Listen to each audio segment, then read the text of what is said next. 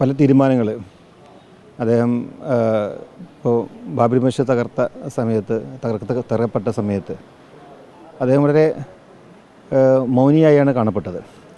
ആ സമയത്ത് ഒരു സമുദായത്തിന് വരുന്ന അല്ലെങ്കിൽ ഈ സമൂഹത്തിൽ വരുന്നേക്കാവുന്ന വളരെ വൈകാരികമായ ഒരു സാഹചര്യമായിരുന്നു. എന്തും ചെയ്യാം ആളുകൾ തയ്യാറായി നിൽക്കുന്ന സമയത്ത് അന്ന് അദ്ദേഹത്തിൻ്റെ മുഖം ചുവപ്പ് നിറമായിട്ടാണ് കണ്ടത്. പക്ഷേ അദ്ദേഹം വളരെയധികം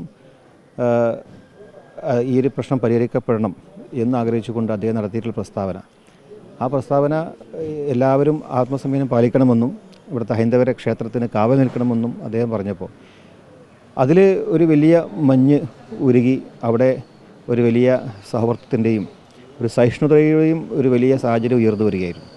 അപ്പോൾ അവിടെ നമ്മെ സംബന്ധിച്ചിടത്തോളം അങ്ങനെയുള്ള കാര്യങ്ങളിൽ നമുക്ക് വലിയ പ്രതീക്ഷയാണ്. ഇപ്പോൾ UDFൻ്റെ ഏത് വിഷയം വരുമ്പോഴും UDF ചർച്ച പല തീരുമാനങ്ങളും പല രീതിയിലും ഇവിടെ പല രീതിയിലും സ്വാധീനിക്കപ്പെടുന്ന പല കാര്യങ്ങളുണ്ടായിരുന്നു. അപ്പോൾ അവിടെയൊക്കെ വാപ്പയുടെ ചിലപ്പോൾ ചില സ്റ്റേണായ നിലപാടുകൾ, ആ നിലപാടിനെയാണ് എല്ലാവരും വളരെയധികം പ്രതീക്ഷയോടെ കണ്ടത്. അദ്ദേഹം പറയുന്ന വാക്കുകൾ ഒരു സമയത്ത് LDFലേക്ക് പോകുമോ എന്നുള്ള ഒരു സംശയം ആളുകൾക്ക്, ആ ഒരു നീക്കമുണ്ടോ എന്നൊക്കെ ആളുകൾക്കിടയിൽ ഒരാശങ്ക ഉണ്ടായിരുന്നു. പക്ഷേ അദ്ദേഹത്തിൻ്റെ നിലപാട് UDFനോടൊപ്പം നിന്നുകൊണ്ട് ആ മതേതര നിലപാടോടുകൂടി മുന്നോട്ട് പോവുക എന്നുള്ള അദ്ദേഹത്തിൻ്റെ ഒരു സ്റ്റേണായ ഡിസിഷൻ, അതാണ് പിന്നീട് UDFന് കൂടുതൽ കരുത്ത് പകർന്നതും വലിയ രീതിയിലേക്ക് നല്ല സീറ്റോടുകൂടി മുന്നോട്ട് വന്നതും അതുകൊണ്ട് തന്നെയാണ്.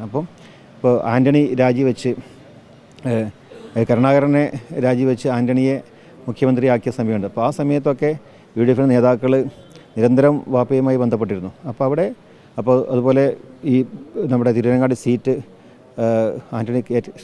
ശ്രീ കെ ആൻ്റണിക്ക് നൽകിക്കൊണ്ട് അദ്ദേഹം നടത്തിയിട്ടുള്ള അതൊക്കെ ഒരു ഡിപ്ലോമാറ്റിക് നേതൃത്വമായ അദ്ദേഹത്തിൻ്റെ നിലപാടായിരുന്നു. അതുപോലെ MVR CPM അവർ പുറത്താക്കിയപ്പോൾ അഴീക്കോട് സീറ്റ് മുസ്ലിം ലീഗിൻ്റെ സീറ്റ് നൽകിക്കൊണ്ടാണ് അദ്ദേഹത്തെ മത്സരിപ്പിച്ചത്. അപ്പോൾ ഇങ്ങനെയൊക്കെ ഒരു ചേർത്ത് പിടിക്കലിൻ്റെ രാഷ്ട്രീയം, ആരെങ്കിലും അവഗണിക്കപ്പെടുന്നോ അവരൊക്കെ ചേർത്ത് പിടിച്ചുകൊണ്ട് സഹിഷ്ണുതയും, ഇപ്പോൾ രാഷ്ട്രീയപരമായി ഒരു പക്ഷത്താണ് അദ്ദേഹമെങ്കിലും അദ്ദേഹത്തിന് മറ്റുള്ള എല്ലാവരുമായും സൗഹൃദം ഉണ്ടായിരുന്നു. നായന്മാരുമായി ട്രെയിനിൽ ഇടയ്ക്കിടയ്ക്ക് കണ്ട് വളരെയധികം സന്തോഷത്തോടുകൂടി സംസാരിക്കുന്ന കാര്യങ്ങളൊക്കെ ഞങ്ങൾ നേരിട്ട് കണ്ടതാണ്. അപ്പോൾ അങ്ങനെ ആർക്കും അദ്ദേഹത്തോട് വെറുപ്പില്ല എന്നുള്ളതാണ്. അച്യുതാനന്ദൻ മുഖ്യമന്ത്രിയായ സമയത്താണ് പിതാവ് മരിക്കുന്നത്.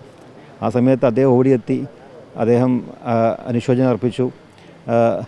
അന്ത്യോപചാരം അർപ്പിക്കാൻ അദ്ദേഹത്തിന് അദ്ദേഹം വന്നിരുന്നു. അതുപോലെ ഗവൺമെൻറ് അദ്ദേഹത്തെ ആ ഒരു ഔദ്യോഗിക ചടങ്ങോട് കൂടിയാണ് യാത്ര അയച്ചത്. അപ്പോൾ ഇങ്ങനെ ഒരു രാഷ്ട്രീയപരമായി ഒരു പാർലമെൻ്ററി മേഖലയിലും ഒന്നുമില്ലാതെയും എല്ലാ ഔദ്യോഗികമായ രാഷ്ട്രീയ നേതാവിൻ്റെ ഒരു അംഗീകാരം അദ്ദേഹത്തിന് കിട്ടിയെന്നുള്ളത് അദ്ദേഹം ഉയർത്തിപ്പിടിച്ച മൂല്യങ്ങളുടെ രാഷ്ട്രീയമാണ്. മൂല്യങ്ങൾ ഉയർത്തിപ്പിടിച്ചുകൊണ്ട് ജനങ്ങളുടെ വളർച്ചയും മലബാറിലെ സമഗ്രമായ വികസനം, പെൺകുട്ടി വിദ്യാഭ്യാസം, ഇതൊക്കെ സ്വപ്നം കണ്ടുകൊണ്ട് അദ്ദേഹം നടത്തിയിട്ടുള്ള ഒരു വലിയ ദീർഘവീക്ഷണമുണ്ട്. ആ ദീർഘവീക്ഷണത്തോടു കൂടി അദ്ദേഹം നടത്തിയിട്ട് അത് ഇംപ്ലിമെൻ്റ് ചെയ്യാൻ ഓരോ സാധാരണക്കാരനും ആവശ്യപ്പെടുന്ന കാര്യങ്ങൾ നടത്തി കൊടുക്കാൻ അദ്ദേഹം ഏത് പ്രതിസന്ധി ഉണ്ടെങ്കിലും അതിൻ്റെ കൂടെ നിന്നുകൊണ്ട് അദ്ദേഹം സഞ്ചരിച്ചതുകൊണ്ടാണ് അദ്ദേഹത്തിന് ഈ ഒരു ബഹുമതിയും അംഗീകാരവും കിട്ടിയിട്ടുള്ളത്.